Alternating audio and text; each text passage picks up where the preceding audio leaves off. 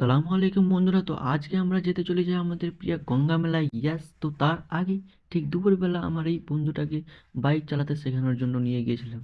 By the way, বন্ধুরা কিন্তু আগে থেকেই অনেকটা বাইক চালাতে জানতো। আর হ্যাঁ, আমরা বাইক চালাতে এসেছিলাম একটা সুন্দর সরিষা ক্ষেতের পাশেই।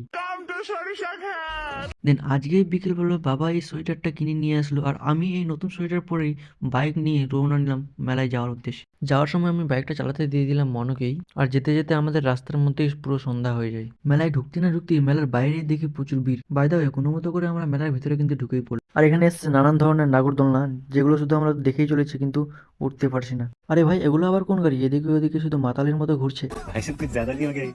मतलब कुछ भी। দেন গেলাম চশমার দোকানে, কিন্তু চশমা দিয়ে ভিডিও করে আর চশমাটা কিনলাম না। না মানে সেটা বাদ দিয়ে আলাদা একটা চশমা নিলাম। দেন কিছুক্ষণ ঘোরার পর ফ্রেন্ডসদের সাথে ঢুকলাম ফ্রেন্ডস রেস্টুরেন্ট এন্ড হোটেল, যেখানে গিয়ে চট করে আমরা ডিপ চটপুরিটা খেয়ে ফেললাম। এখন যাই আমরা বাড়িতে। তোমরা আরো মিনি ব্লগের জন্য চ্যানেলটা সাবস্ক্রাইব